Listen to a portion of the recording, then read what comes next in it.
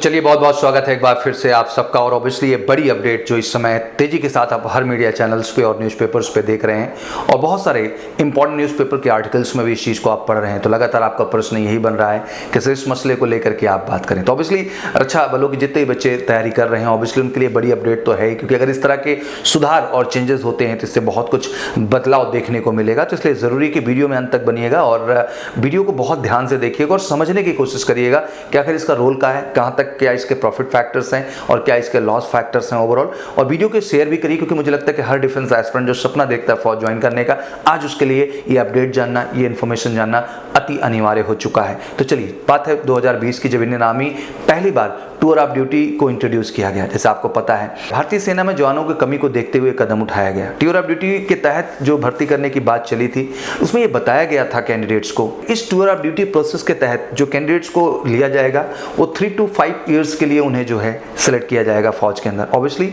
यही duty period होगा जिसके दौरान फौज में आप जाकर के वहाँ पर सर्विस करेंगे, और कहा गया कि बाकियों को निकाल दिया जाएगा। एक ऐसा स्टेटमेंट जो उस समय जब हमारे जो है सीडीएस बिपिन रावत जी थे तो इस स्टेटमेंट को पास किया गया। बट आपको जैसा पता है कि देश पूरा कोरोना संकट आया और उसके बाद सेना में कोई भर्ती नहीं, लगातार 2 साल हम जूझते रहे और सबसे ज़्यादा स्पेशली जो इसमें जूझने की बात आई वो इंडियन आर्मी और कहीं ना कहीं इंडियन एयरफोर्स की रही। बट इसके विषय में कोई इंपॉर्टेंट अपडेट और इन्फॉर्मेशन हमारे पास नहीं है। इसी टूर ऑफ ड्यूटी से ही रिलेटेड एक अफवाह पिछले साल भी उड़ी जिसमें कहा गया कि इंडियन एयरफोर्स के बच्चों का एनरोलमेंट लिस्ट इसलिए लेट किया जा रहा है क्योंकि उन्हें टूर ऑफ ड्यूटी के कॉन्सेप्ट में इंडक्ट किया जा रहा है, इंट्रोड्यूस किया जा रहा है। बहरहाल ये पूरी तरह से एक कोरी अफवाह है, इस बात को आप बिल्कुल अग्री ना करें, इसका कोई भी लिंक इस चीज़ से नहीं है। मैंने उस समय भी आकर के आपको प्रॉपर क्लैरिटी दी थी कि इंडियन एयरफोर्स का अभी टूर ऑफ ड्यूटी के सेगमेंट से कोई भी रिलेशन और कनेक्ट नहीं है। अभी कल जैसे कि हम आप देख रहे हैं कि एक बड़ी अपडेट फिर से आई है और कई सारे न्यूज़पेपर के आर्टिकल्स पे भी ये चीज़ें अपडेट हुई और टूर ऑफ ड्यूटी को इंट्रोड्यूस किया जाएगा, जो कि प्रक्रिया पूरी तरह से अंतिम चरण में है। और कल आपने देखा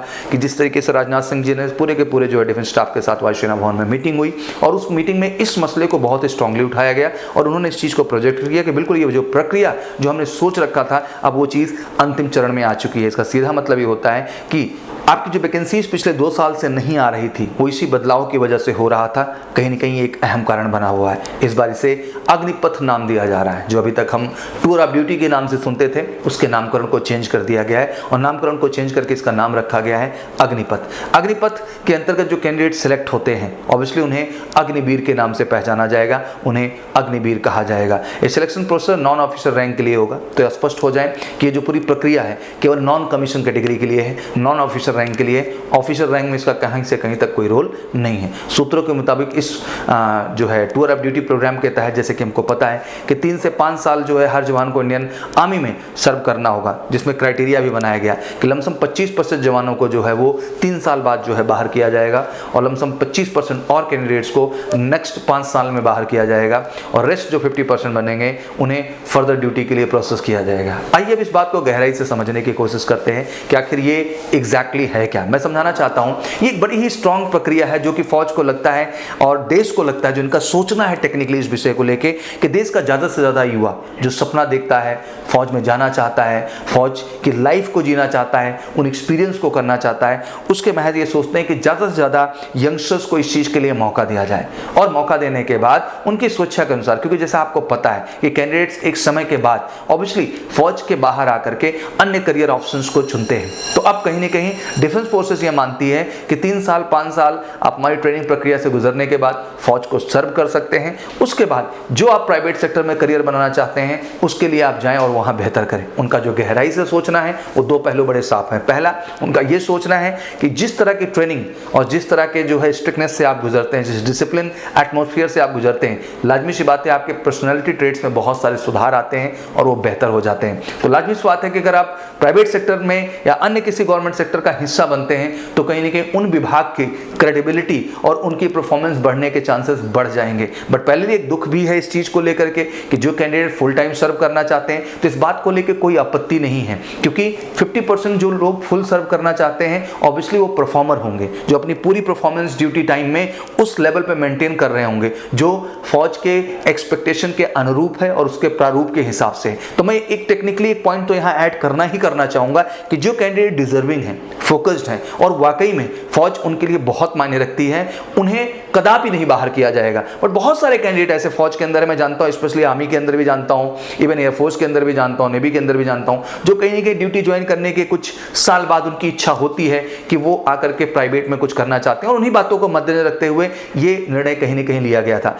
बिपिन रावत जी का भी जो सोच था पूरा का पूरा, उनका सोच भी यही था कि इससे उन्हें फौज में सर्व करने का अनुभव भी मिल जाएगा और साथ ही साथ जो है प्राइवेट सेक्टर या अन्य गवर्नमेंट सेक्टर्स में जो है इन्हें लिबर्टी भी दी जाएगी। अब एक प्रश्न ये बनता है कि सर 3 ईयर 5 ईयर अगर हम ये इस अग्निपथ का हिस्सा बन करके जो है सर्विस करते हैं, उसके बाद हमारा जो है एज क्राइटेरिया इंक्रीज हो जाएगा सर, तो क्या हम अन्य गवर्नमेंट जॉब और प्राइवेट अपॉर्चुनिटीज में इस चीज को कर पाएंगे? तो वहां पे बड़ा एक स्ट्रॉन्ग प्रश्न उठता है कि आपको पूरी की पूरी एज रिलैक्सेशन की बात चल रही है, तो एज को लेके तो कोई संशय आएगा ही नहीं। आप किसी भी डिपार्टमेंट में जाएंगे, जिस तरीके हम लोग SC ST या OBC अन्य कैटेगरी को एज रिलैक्सेशन देते हैं, चाहे वो सेंट्रल गवर्नमेंट की जॉब हो, दैट मीन पैरामिलिट्री फोर्सेस की हो या अन्य कोई भी गवर्नमेंट जॉब हो, और सेम यही बात चल रही प्राइवेट सेक्टर रिक्रूटमेंट्स को भी लेकर के कि आपको लेकर के अराउंड 30% सीट्स को रिजर्व करने की बात बार बार गवर्नमेंट की तरफ से चल रही है कि जो अग्निपथ के प्रोसेस से बच्चे आएंगे, जिन्हें हम अग्निवीर कहेंगे, वो प्रोसेस से जो कैंडिडेट्स आएंगे उनके लिए प्राइवेट सेक्टर में भी सिक्योर और रिजर्व सीट्स रखी जाएं, जिससे कि उनका आगे का भी करियर बेहतर डायरेक्शन में जा सके। तो ये बेसिक सोच थी जो इस चीज को लेकर के बनाई गई, और इसका एक उद्देश्य ये भी इनका कहना था कि हम भारतीय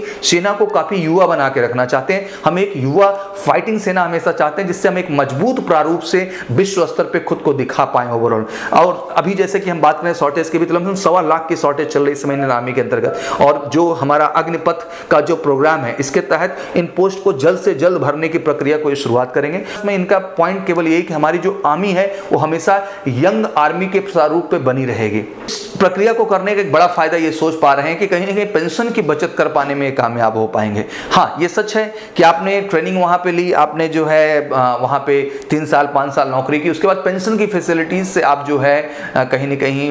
मुक्त हो जाएंगे, मतलब पेंशन की फैसिलिटीज आपको नहीं मिलेगी। और गवर्नमेंट का ये सोचना है कि ये पेंशन जो प्रक्रिया है वो कहीं ना कहीं हमारे आर्म फोर्सेस में ही चालू है पूरी तरह से, तो वो जो पैसे और जो बजट बनाएंगे उससे फौज की हम टेक्नोलॉजी में इन्वेस्ट करेंगे, उसके और टेक्निकल प्रोस्पेक्ट को भी डेवलप करेंगे, जिससे कहीं ना कहीं हमारी फौज मजबूत प्रारूप में आएगी। ऐसा जो कि गवर्नमेंट का सोचना है, मैं इसको पूरी तरह से सही नहीं ठहराता हूं। अग्निपथ स्कीम से सिलेक्टेड कैंडिडेट को अग्निवीर कहा जाए, जैसे मैंने बताया। इस स्कीम में एक और फायदा यह है कि 3 साल बाद ये जवान दूसरी सरकारी नौकरी, जैसे मैंने आपको बताया कि पैरामिलिट्री फोर्सेस, कॉर्पोरेट जॉब में आसानी से जा सकते हैं, और वहां पे इनको एज रिलैक्सेशन पूरी तरह से जो है वो ऑफर किया जाएगा। बड़ी कंपनियां इंडियन आर्म पर्सनल को हमेशा अच्छा पैकेज में रखती हैं, क्योंकि उनकी जो ट्रेनिंग है, जो उनकी डिसिप्लिन है, वो सबसे बेहतर है, तो वो भी एक फायदा करते हैं। तो कहीं ना कहीं इस स्कीम में जवानों को भर्ती करने के तरीके में कोई बदलाव नहीं आता है। महज 3 साल की नौकरी, कैंडिडेट को बहुत ज्यादा मेहनत, क्योंकि जिस तरह का सिलेक्शन प्रोसीजर हम देख रहे हैं, चाहे वो रिटन का स्टैंडर्ड हम देखते चले या फिजिकल का स्टैंडर्ड देखते चले या इंटरव्यू के प्रोस्पेक्ट भी इंट्रोड्यूस हुए जिस तरीके से अन्य एंट्रीज में, तो ये सच है कि कहीं ना कहीं सिलेक्शन क्राइटेरिया बहुत टफ है। और इतना सिलेक्शन क्राइटेरिया टफ से गुजर करके केवल 3 साल, महज 5 साल की नौकरी, कहीं ना कहीं मुझे लगता है कि अनुचित है और ये पूरी तरह से ठीक नहीं है। तो मुझे लगता है कि कहीं ना कहीं सिलेक्शन प्रोसीजर में भी थोड़ी बहुत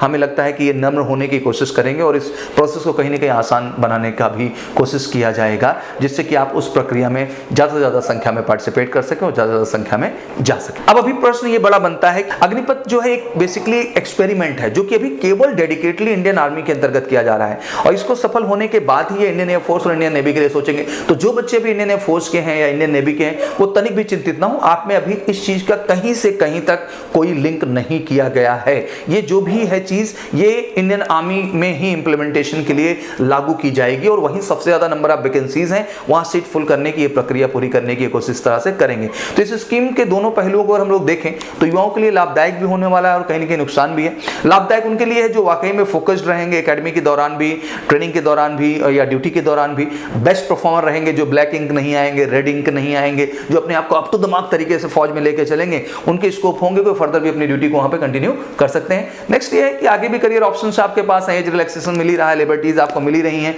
तो लाजमी सी बात है कि ये आपके लिए जो है बेहतर भी हो सकता है उस दृष्टिकोण से। तो बिल्कुल अंतिम चरण में है और इंडियन आर्मी द्वारा इसको जल्द से जल्द जो है इंप्लीमेंट करने की बात की जा रही है। तो बिल्कुल आशा करता हूं कि आप इस कॉन्सेप्ट को समझ पाए होंगे। जल्दी इसको लेके एक प्रारूप और नोटिफिकेशन गवर्नमेंट की तरफ से आप जनरेट होते हुए देखेंगे। तो इंडियन एयरफोर्स, इंडियन नेवी के बच्चों के लिए भी कोई चिंता का विषय नहीं, उनकी जो भी प्रक्रिया अभी आगे होने वाली है वो बिल्कुल उसी तरीके से होगी जिस तरह से प्रक्रिया चलती आई है फर्दर। बट इंडियन आर्मी के लिए थोड़ी सी जो है चेंजेस के चांसेस बढ़ गए हैं और ये चेंज होके रहेगा, और इस चेंज प्रक्रिया में अब वो अग्निपथ के ही माध्यम से आगे के प्रोसेस में कंटिन्यू करेंगे। तो मैं आप सबको फिर से कहना चाहता हूँ बेटा कि जिंदगी का मतलब ये है कि नई नई नई सिचुएशंस, नई नई परिस्थितियों को फेस करना। तो जो भी आएगा बिल्कुल डट के मुकाबला होगा। मेरी तरफ से आप सबको शुभकामनाएं। बिल्कुल खुद को ख्याल रखिए, परिवार का ख्याल रखिए, फोकस रहिए। ज़िंदगी में हर स्थितियाँ आएंगी, उनको हमको बेहतर ढंग से मैनेज करना, लड़ना है, बेहतर करना है। और मैं यही कहना चाहता हूँ कि किसी भी स्थिति परिस्थिति में आपको हमेशा तैयार रहना, और आप तैयार हैं तो ज़िंदगी के हल अच्छे को आप बेहतर तरीके से पा सकते हैं और अचीव कर सकते हैं। तो wish you all good luck. जय हिंद, जय भारत।